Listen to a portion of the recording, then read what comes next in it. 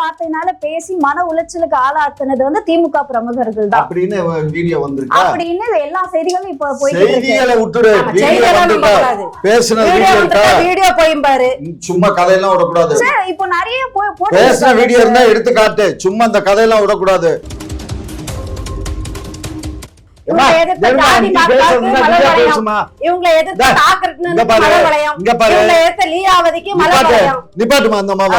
நீயே ஓவரா நீயே பேசிட்டு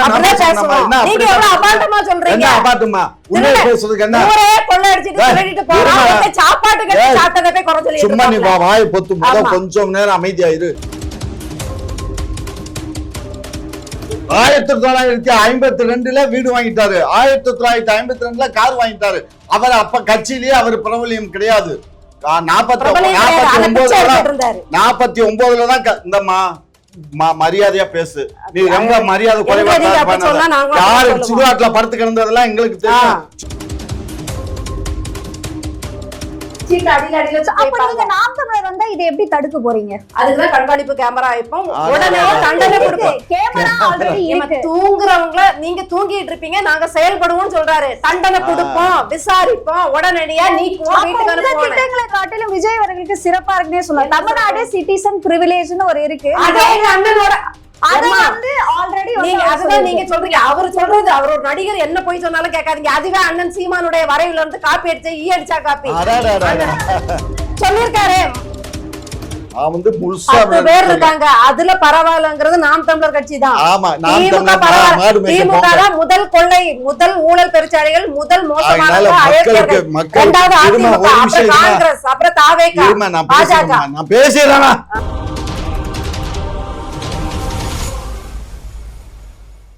என்னன்னா, அதாவது திமுக ஒவ்வொரு பகுதியிலும் 8000 ரூபாய் கூப்பன் வந்து வழங்கிட்டு இருக்காங்க. அந்த கூப்பன்ல நேத்து ஒரு ஒரு லேடி வந்து என்ன பண்றாங்க அப்படின்னா, போய் கேட்டிருக்காங்க, இன்னும் எனக்கு கூப்பன் வழங்கலன்னு. அதுக்கு தகாத வார்த்தைகளால திமுக பிரமுகர் பேசினால அந்த பெண் தூக்கிட்டு தற்கொலை பண்ணி இப்ப இறந்து போயிட்டாங்க. வீடியோ வந்திருக்கா?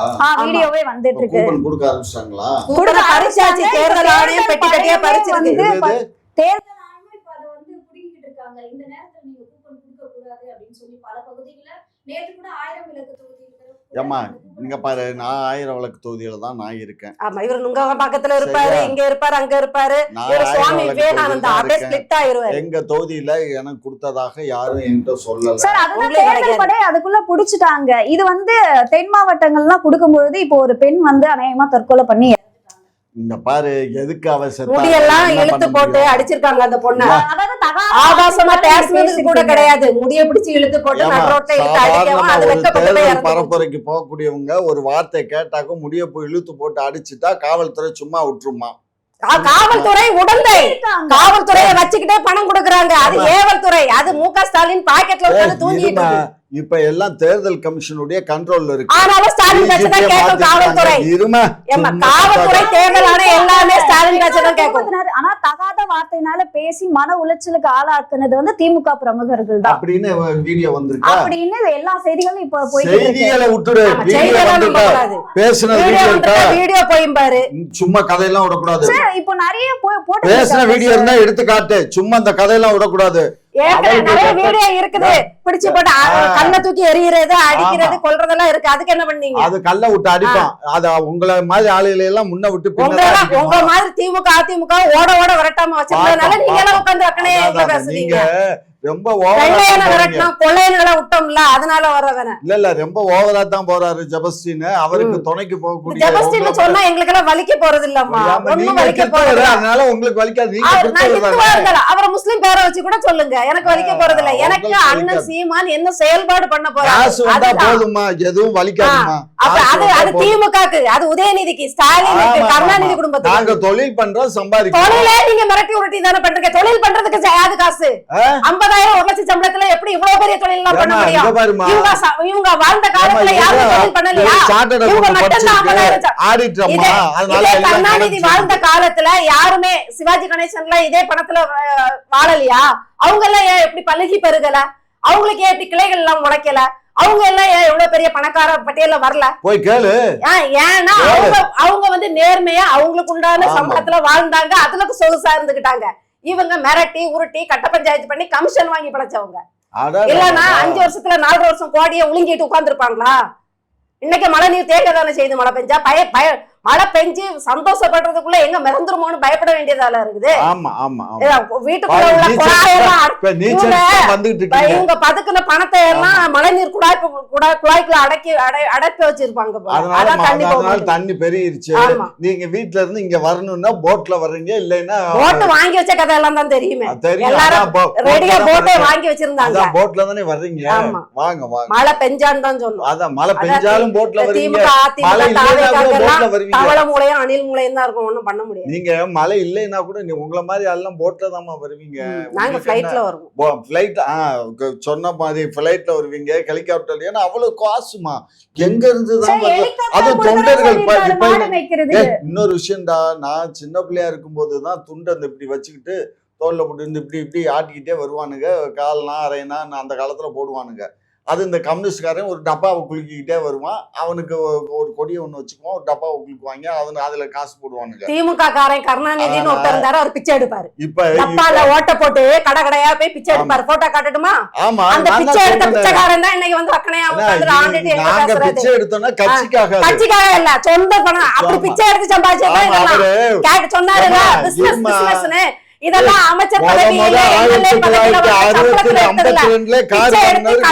அதை பாக்கெட்ல வச்சு கிளை குடும்பத்துக்கு பரப்புறனால வந்த பணம். இதெல்லாம் பிச்சை எடுத்து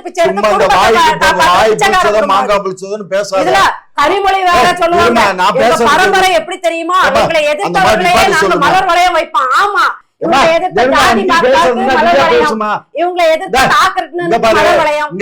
எதிர்த்து லீலாவதிக்கு மலர் வளையம். நிப்பாட்டுமா அந்த மாவா, நீயே ஓவரா நீயே பேசிட்டு நீங்க எவ்வளவு அபாண்டமா சொல்றீங்க. அபாண்டமா உண்மையை பேசுறதுக்கு என்ன? ஊரே கொள்ள அடிச்சிட்டு சொல்லிட்டு போறாங்க. சாப்பாட்டுக்கு சாப்பிட்டதை போய் குறை சொல்லிட்டு சும்மா நீ வாய் பொத்து கொஞ்சம் நேரம் அமைதியாயிரு. 1952ல ஒரு கதையை வசனம் எழுதுனதுக்கு 5000 ரூபாய் வாங்கினாரு. அவர் என்னவோ எல்லா படத்துக்கும் அதுக்கு ஏதோ ஒரு படத்துக்கு 5000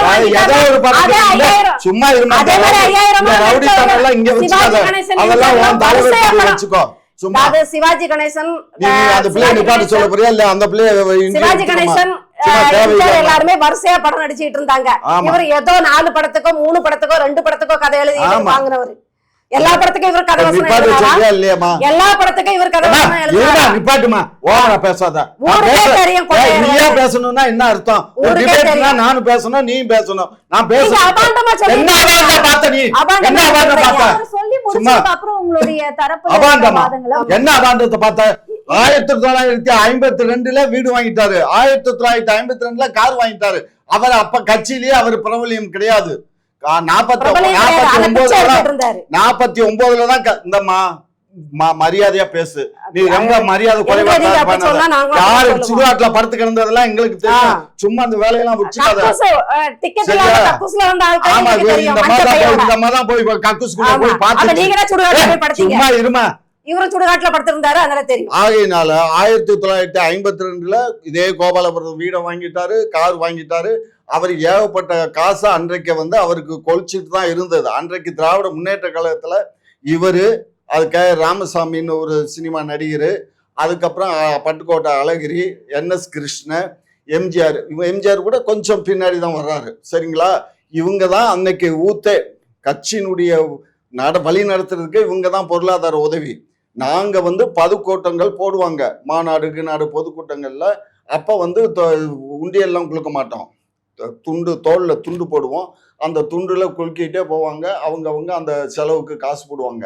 அது கூட எப்ப முடிஞ்சிருச்சுன்னா, கிட்டத்தட்ட கட்சிக்கு பணம் வந்த உடனே இந்த வசூல் பண்ற வேலையை விட்டாச்சு.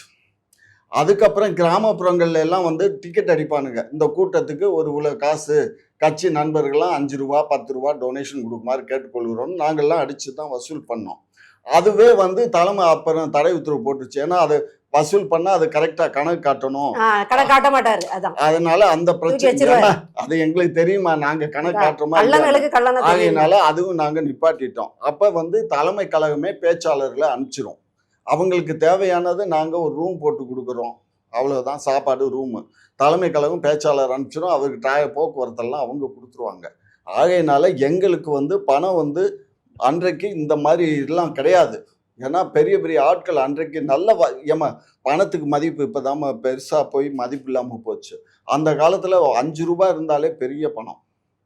அந்த 5 ரூபாய்க்கு இருந்த காலத்துல 5000 ரூபாய் வாங்கியிருக்காருன்னா எவ்வளவு பெரிய பணம். 5000 ரூபாய் வச்சு ஒரு வீடு வாங்கியிருக்காருன்னா, கார் வாங்கியிருக்காருன்னா எவ்வளவு முடிஞ்சிரும்ல. செலவு அதோட முடிஞ்சிருமே. அப்படி போச்சு அந்த குடும்பத்தை பார்த்து இவங்க இப்போ இதுல நீங்க சொல்ற விஷயம் என்னன்னா, திரள் நிதி வாங்கி சீமான் அவர்கள் கட்சியை நடத்துறாருன்னு ஏளனமா பேசினாலும் கூட மக்கள் வந்து இந்த கட்சி இன்னும் முன்னேறன்னு சொல்லி அவங்களா அவர் எடுக்கலன்னு புரிஞ்சுக்கோ. திரள் நிதி வாங்குறது அது அவங்களுடைய கொள்கை, அதை வாங்கட்டும். அதை பத்தி எல்லாம் நான் ஒன்னும் சொல்லல. ரெண்டாவது, அவங்க வீட்டில இருந்து வருமானம் வருது, அவருடைய ஒய்ஃபுக்கு வருமானம் வருதுன்னா பெரிய அளவுல வருமானம். நான் எல்லாத்தையும் கூட்டி கழிச்சு பார்த்தேன். மொத்தமே வருஷத்துக்கு மிஞ்சி போனா ஒரு 20 லட்சம் ரூபாய் தான் அந்த பொண்ணுடைய ஷேருக்கு வருது. அவ்வளவுதான். இந்த 20 லட்சம் ரூபாய் வருதுன்னா வருஷத்துக்கு இதை வச்சுக்கிட்டு 80 லட்சம் ரூபாய் செலவு பண்ணி வெறும் ஆங்கில 80 லட்சம் சொல்லாதீங்க. 40 லட்சம் வந்து அந்த பையனுக்கு அப்பா அனுப்புறாரு. அவங்க அப்பா வெளிநாட்டுல வேலை பாக்குறாரு. அது அவரோட பொறுப்பு. இவங்க பாதுகாப்புக்காக பிள்ளைய வச்சிருக்காங்க, பராமரிப்பு. ஒரு சரி, இவர் 40 லட்சம் கட்டுறாருமா. 40 லட்சம் அவர் பிள்ளைக்கு செய்யறது மட்டும் பேச 40 லட்சம் ரூபாய் இவர் கட்டி படிக்க வைக்கிறாரு. ஒன்லி ஆங்கிலம் தான்.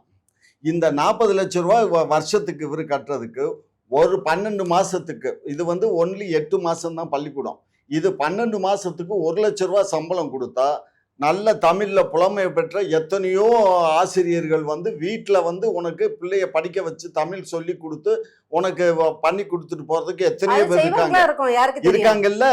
அப்படி இருக்கும்போது என்னத்துக்கு நீ வந்து ஆங்கில கல்வியை போய் படிக்க வைக்கிற? அப்ப உனக்கு ஒண்ணுல என்ன இருக்கு? உங்களுக்கு தான் நம்பர் இருக்குல்ல, போட்டு கேளுங்க. உங்களுக்குள்ள என்ன இருக்கு? இங்க வந்து தமிழ் பள்ளிக்கு அரசு பள்ளி இல்ல. அரசு பள்ளி வேணாம் ஐயா. நீ தனியா நீயே ஒரு 40 லட்சம் ரூபாய்க்கு ஒரு வீடு, ஒரு அபார்ட்மெண்ட் வாங்க கூடாது?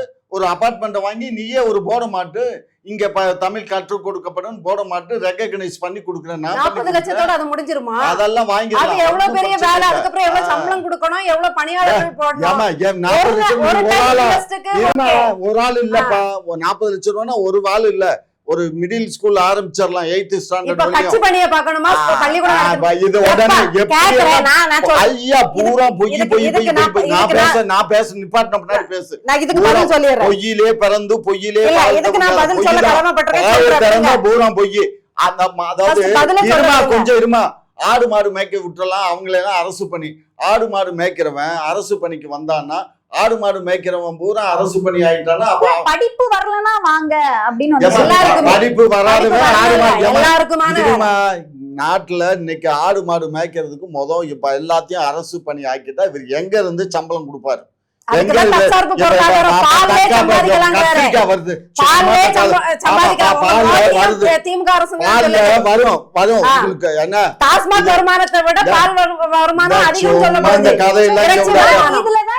கேள்வி வருதுன்னா, இப்போ திமுக அதிமுக எல்லாம் எடுத்துக்கிட்டீங்கன்னா, நாங்க வருஷத்துக்கு 50 லட்சம் பேருக்கு வேலை வாய்ப்பு உருவாக்கி தருவோம்னு ஒரு மெஷரபிள் பாலிசியை வந்து அவங்க சொல்றாங்க.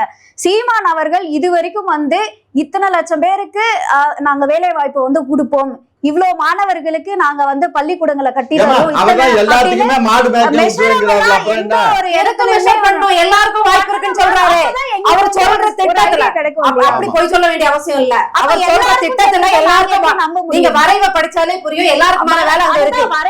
வரைவை வந்து படிச்சு பெர்சன்டேஜ் சொல்லணும் எல்லாருக்கும்ங்கறாரு. அதுக்கப்புறம் எதுக்கு விகிதம் சொல்லணும்? ஏன்னா 50 லட்சம் பேருக்கு கொடுக்கறோம்னு சொல்லியே அவங்களால முழுமையா அவங்க செய்ய மாட்டாங்க. அவங்க திருட்டுத்தனம் பண்ணுவாங்க. அவங்க செய்ய மாட்டாங்க.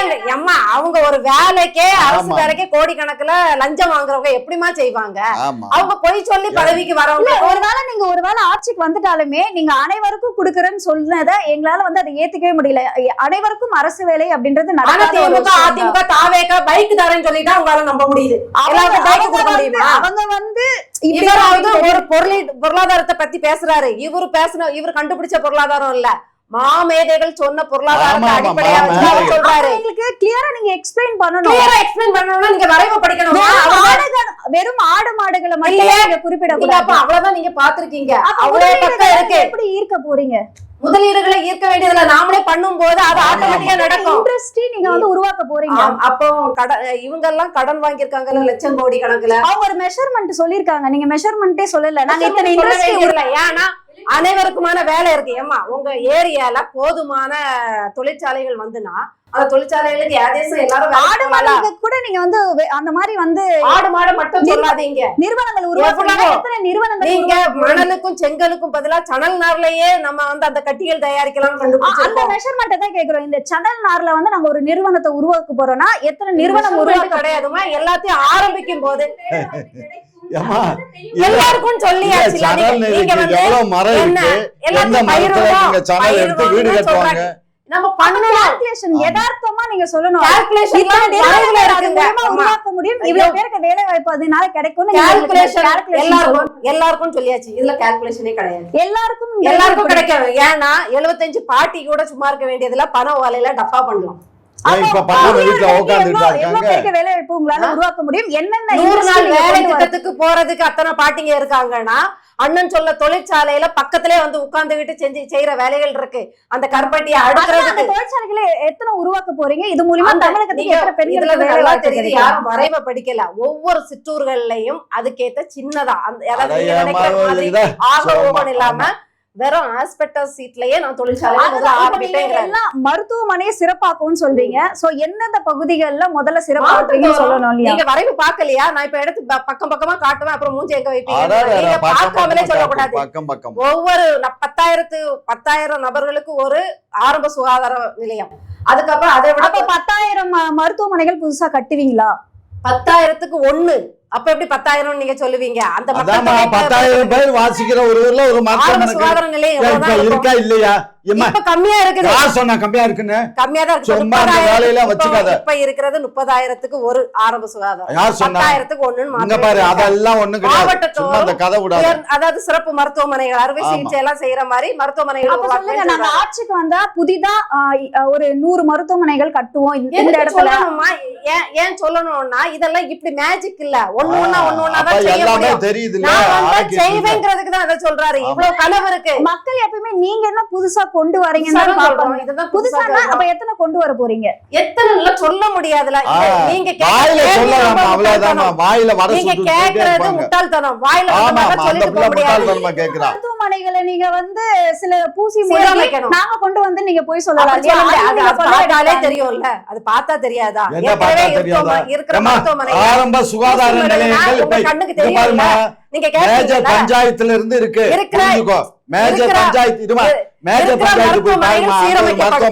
அதுவும் அது பேசியிருக்காரு. குறைபாடுகள் போக்கப்படும். எப்படின்னா பயோமெட்ரிக்ல வந்துருவாங்க. அப்ப டாக்டர்ஸ் வந்து இங்க போட்டுக்கிட்டு சைனை போட்டுட்டு போய் உட்கார முடியாது எங்கேயும்.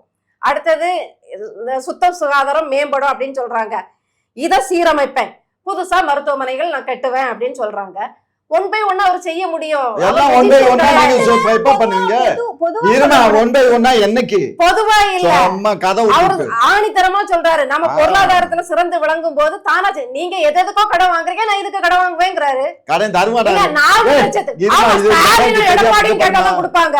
நாங்க ஆட்சிக்கு வந்தா கொடுக்க மாட்டாங்க. ஒரு விஷயமா 3% நம்ம மாநிலத்துல என்ன வருவாய் வருதோ அதுல மொத்தம் வந்து நம்ம கடன் வாங்குறதே 10%. அந்த 10%ல இப்ப நமக்கு வந்து 3% இது இருந்தது. இப்ப நம்ம ஒரு வாங்கிட்டோம். அதாவது 7% ஏற்கனவே வாங்கியாச்சு. இப்போ 3% தான்.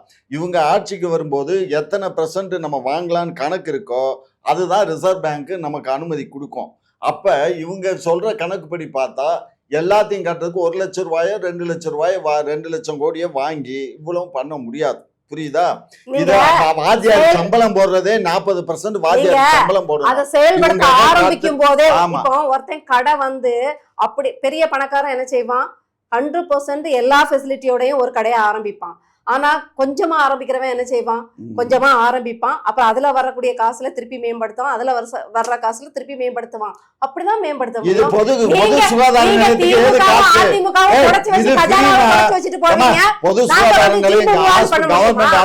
காசு வாங்கிட்டா வேலை பாக்குறாங்க.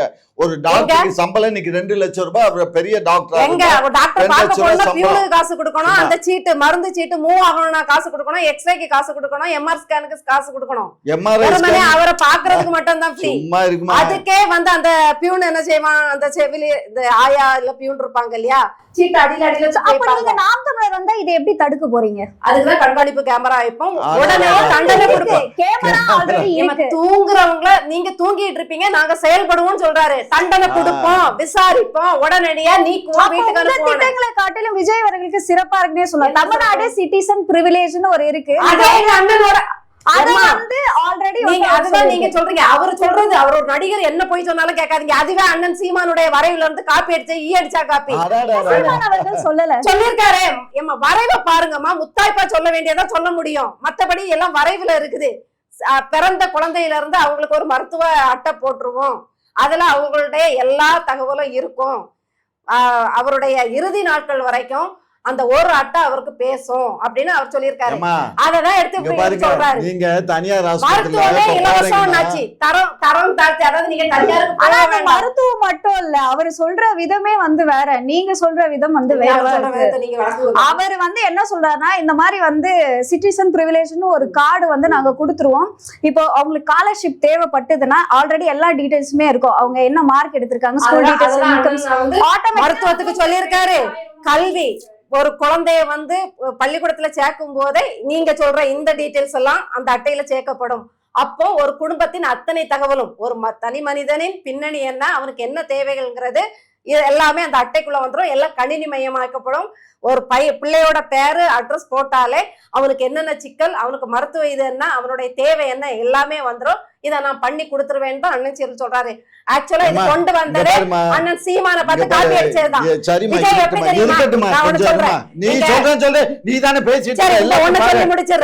அதாவது இந்த கிறிஸ்தவங்க எல்லாம் பைபிள் எப்படி திறந்துகிட்டு ஒரு பக்கம் வந்ததோ அந்த பக்கத்தை வாசிச்சுட்டு இன்னைக்கு கடவுள் இதைதான் நமக்கு பேசினாரு, அதாவது திறந்துருவாங்க, அப்படி கண்ணை மூடிட்டு திறந்துட்டு இப்படி பார்த்துட்டு இதுதான் இன்னைக்கு கடவுள் அருளிய வசனம் அப்படின்ட்டு போவாங்க.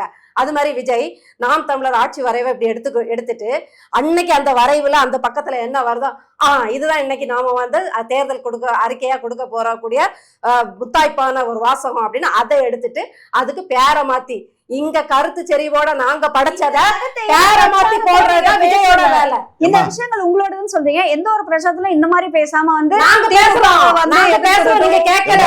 தங்களுக்கு விஜய்ங்கிற நடிகர் பேசுறது படிக்கிறது பாக்குறீங்க, நாங்க பேசுறத நீங்க கேட்கல. நாங்க பேசுறோம் இல்ல, நானே என் காணொலியில பேசுறேன், நீங்க கேக்குறீங்களா? இல்ல, நீங்க கொஞ்சம் பொறுங்க. ஏமா விஜய் சொல்றதும் நடக்காது, ஜனத்தொகை வந்து குறைவா இருந்தா தான் இதெல்லாம் நம்ம அடிப்படை பண்ண முடியும். நம்ம தமிழ்நாட்டிலேயே இன்னைக்கு வந்து 8 கோடி பேர் இருக்கோம். பிற மாநிலத்திலிருந்து 1.5 கோடி பேர் இங்க வேலை பார்த்துட்டு இருக்கான். கிட்டத்தட்ட 9.5 கோடி பேர் இப்போ அவனு ஓட்டர் லிஸ்ட்ல பேர் வந்துருச்சு. அவனு ஆதார் கார்டு இந்த அட்ரஸ்ல வாங்கிட்டான். கிட்டத்தட்ட 9.5 கோடி பேர் இங்க வாழ்றான். இந்த 9.5 கோடி பேருக்கும் இந்த மாதிரி ஒரு அட்டையை போட்டு அவங்களுடைய குழந்தைகளுக்கு வைக்கிறதுக்கெல்லாம் நம்ம பண்ணி ஆதார் கார்டு பண்ண முடியும், இத பண்ண முடியாது. ஆதார் கார்டு வச்சு நீ என்ன முடியாது. இவங்களால எது முடியும்? நான் பேசுறதுல நீ எதுக்கு குறுக்குற? ஆதார் கார்டு என்னத்தை வச்சு நீ என்ன அதை வச்சு கோமம் கட்ட முடியுமா? ஆதார் கார்டு இன்னும் கொஞ்சம் நல்லா கொண்டு ஆமா, ஆதார் கார்டு நல்லா கழட்டுவீங்க.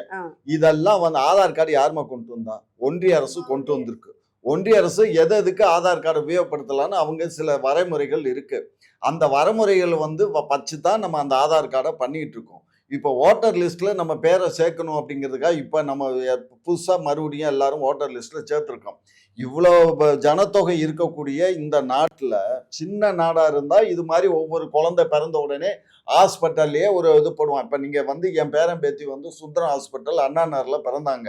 அவங்க பிறக்கும் போதே அவங்களுக்கு என்ன பண்ணுறாங்க, டிஸ்சார்ஜ் பண்ணுறாங்களோ, குழந்தை பிறந்த எத்தனை மணிக்கு பிறந்துச்சு, என்ன பண்ணுச்சு அப்படிங்கிறத போட்டுருவாங்க. திரும்ப அவங்க சைல்டு டெஸ்ட் ஹாஸ்பிட்டலுக்கு தான் குழந்தைகளை நாங்கள் கூட்டிகிட்டு போகிறோம். அவங்க ஒவ்வொரு முறையும் அவங்க அதில் என்ட்ரி பண்ணிகிட்டே தான் வருவாங்க.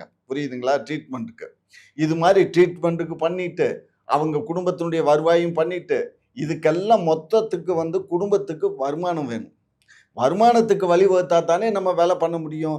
நாங்கள் பணம் ஏறிடுவோம், நாங்கள் மில்லை கட்டிடுவோம், ஆஸ்பத்திரியை கட்டிடுவோம், ஸ்கூலை கட்டிடுவோம்னா எங்கேருந்து வருமானம் வரும்? வருமானம் வந்தால் தான் செலவு. நீங்கள் உங்கள் கையில் 100 ரூபாய் இருந்தால் தானே நீங்கள் செலவு பண்ண முடியும். கையிலேயே ரூபாயே இல்லாத போது நீங்கள் எப்படி செலவு பண்ண முடியும்? நாங்கள் இங்கே பாருமா, சும்மா இருமா. இந்த நாட்டில் வந்து நமக்கு வந்து நம்ம நாடு வந்து மிடில் கண்ட்ரின்னு தான் உலக நாடே சொல்கிறான். ஆனால் நம்ம வந்து சோமாலியா மாதிரியோ மற்ற அரபு இந்த மாதிரி நம்ம இவங்க இருக்காங்களே நீக்ரோக்கள் வாழ்கிற பகுதியில் இருக்க அவங்க மாதிரி இல்லை. நம்ம அதை காட்டிலும் ஒரு படி மேலே இருக்கோம், அவ்வளோதான். பட்டினிசாவும் இல்லை. ஏதோ ஒழுகாத குடிசைகள் இருக்குது. நம்ம பேர் இன்னும் வந்து இப்போ மதுரையிலேருந்து இங்கே வர்றான், ஏழைப்பாளைகள் இங்கே வர்றான், அவனுக்கு வீடு கொடுக்க மாட்டான், அவன் ரோட்டோரத்தில் தான் இருக்கான். நம்ம நினச்சிட்டு இருக்கோம் ரோட்டோரத்தில் குடியிருக்கவன் வந்து தமிழ்நாட்டிலையும் இந்தியாவில் மட்டும்தான் இருக்கான்னு. அமெரிக்காலேயே அப்படி இருக்கான், பாலத்துக்கடியில் அமெரிக்காலேயும் குடியிருக்கான், வாழ்ந்துக்கிட்டு இருக்கான். அவனுக்கு எல்லாமே இந்த அரசு, அமெரிக்காவை காட்டு நம்ம ஒன்றும் பெரிய வளர்ச்சி அடைஞ்ச நாடு இல்லை, அங்கே அந்த நாட்டிலேயே இருக்கு, எல்லாத்துக்கும் வீடு கொடுக்க முடியாது. ஆகையினால் இதுதான் நம்மளுடைய நாட்டினுடைய நிலைமை. நம்ம நாடு சுதந்திரம் அடைஞ்சதுக்கு அப்புறம் நம்ம ஜனத்தொகை கூடி இன்னைக்கு இந்தியாவில் தான் உலகத்திலேயே அதிகமான ஜனத்தொகை கொண்ட நாடு இந்தியா. சீனாலாம் இல்லை, சீனா மிஞ்சி நம்ம இந்தியா வந்துருச்சு. 146, இப்போ 142லேருந்து 146 கோடி வந்துட்டோம், புரியுதுங்களா? ஆகையினால இவ்வளவு பெரிய ஜனத்தொகையை கொண்ட நாட்டுல இது சாத்தியமே கிடையாது. வீட்டுக்கு போங்க, சாத்தியம். நாங்க வீட்டுக்கு போறதுக்கு நீ யாரு சொல்றதுக்கு? எனக்கு மக்கள் வாக்களிக்கிறாங்க, மக்கள் கொடுத்து வாங்குறீங்க.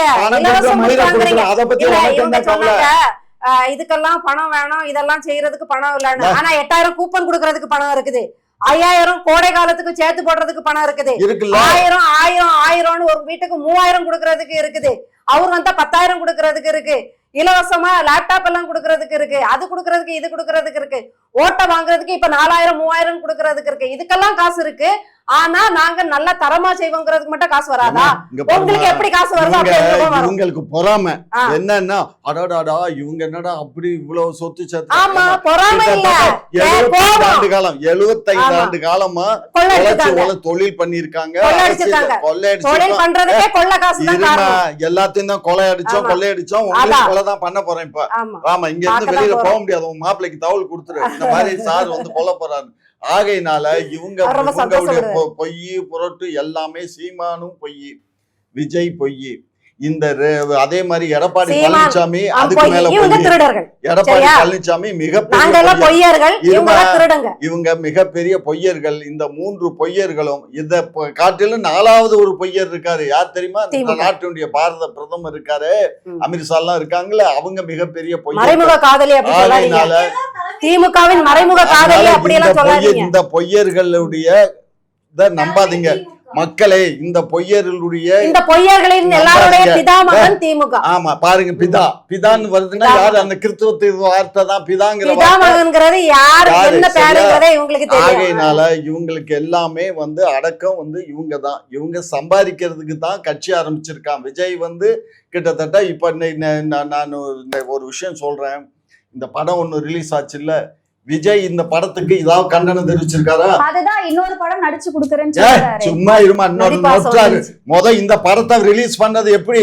இதே கவர்மெண்ட் என்ன முடுங்கிட்டு இருக்கு, சென்ட்ரல் கவர்மெண்ட் சென்சார் போர்டுல சென்சார் பண்ணாத ரிலீஸ் ஆயிருக்கு.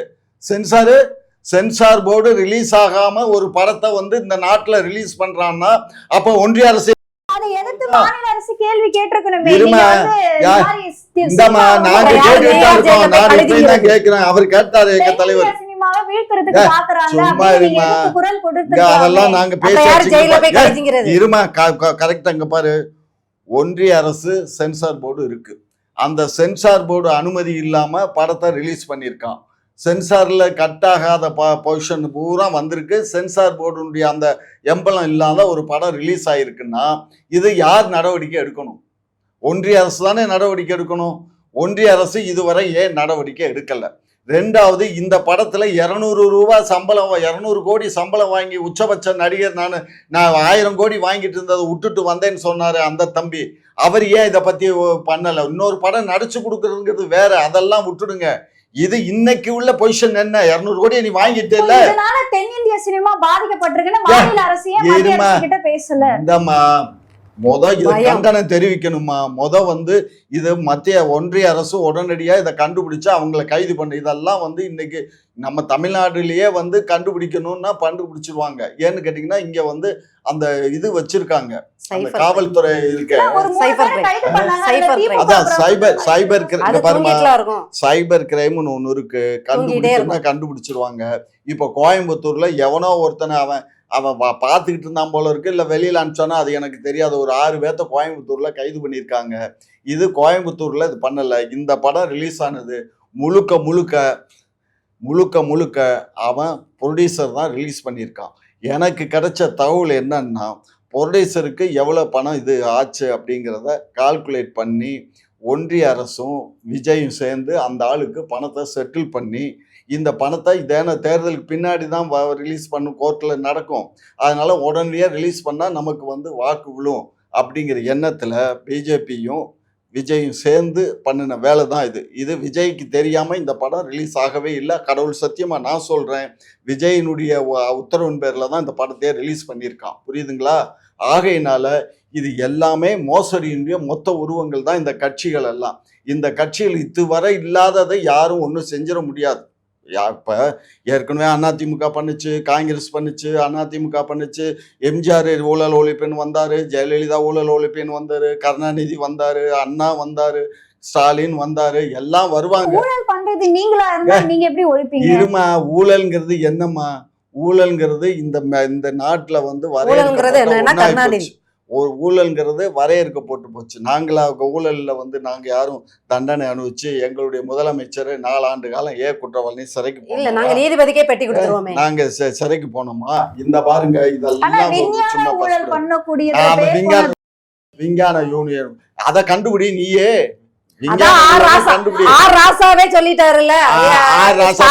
கலைஞர் டிவிக்கு காசு போயிருக்கு, கனிமொழிக்கு காசு போயிருக்கு, கட்சி அதெல்லாம் வந்து ஏமாத்து போலீங்க. மிமிக்ரியில பேசுனது. இந்த மிமிக்ரியில பேசுனதெல்லாம் எடுத்துக்கிட்டு பேசுனீங்கன்னா மிமிக்ரியில எடுத்திருந்தா ஆர் ராசாவை ஏன் கூப்புல உட்கார வச்சிருக்கு, அவரை ஏன் இப்ப மறைச்சு வச்சிருக்கு, ஒன்னா நீங்க ஆணையே போடுங்க வேண்டாம் அப்படின்னு அதெல்லாம் அவனை கூப்புலதான் உட்காந்து வச்சிருக்கான். பேசினாருன்னு உண்மையா பேசினாரு. அது எங்களுக்கு தெரியுமா? சும்மா இருங்கம்மா. இந்த மாதிரி வேலைகள் எல்லாம் இவங்க பண்றாங்கம்மா. நாங்க இங்க பாடுறா கண்ணு 10 பேர் இருக்காங்க, அதுல நாங்க கொஞ்சம் பரவாயில்ல.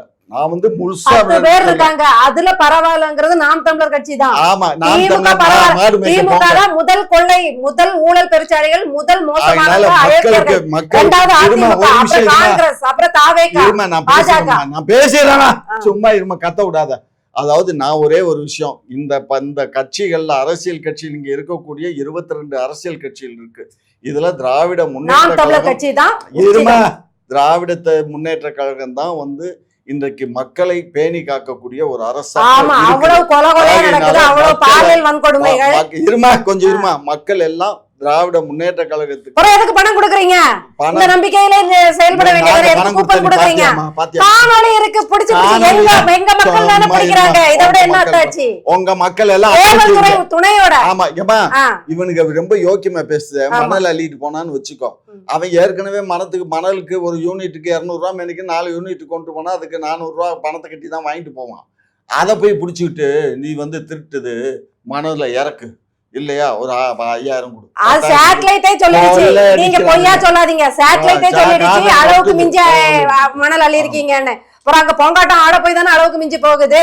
அதுக்கு பிறகு நீதிபதியே சொல்லிட்டாரு, மலையை வெட்டிட்டு போறீங்களே மனசாட்சி இருக்கான்னு கேக்குறாரு. இவங்க அள்ளி அள்ளி கொண்டு போய் ஒரு பிள்ளையோட உயிரே பறிச்சுட்டாங்க. படு பாவீங்க. இவங்க வீடுகள்லயும் இப்படிதான் நடக்கும். பாப்போம். உங்களோட நேரத்தை ஒதுக்கி பல்வேறு கேள்விக்கு விளக்கம் அளிச்சிருக்கீங்க, அதற்கு நன்றி. குக்கு செய்தி நேயர்களுக்கு மிக்க நன்றி. கிட்டத்தட்ட 71,000 சப்ஸ்கிரைபர் தாண்டி போயிட்டு இருக்கும். இதே போல தொடர்ந்து உங்களுடைய ஆதரவை அளிக்கவும். அது மட்டும் இல்லாம லைக் பண்ணுங்க, ஷேர் பண்ணுங்க, சப்ஸ்கிரைப் பண்ணுங்க, மறக்காம பெல் ஐக்கானையும் கிளிக் பண்ணிருங்க.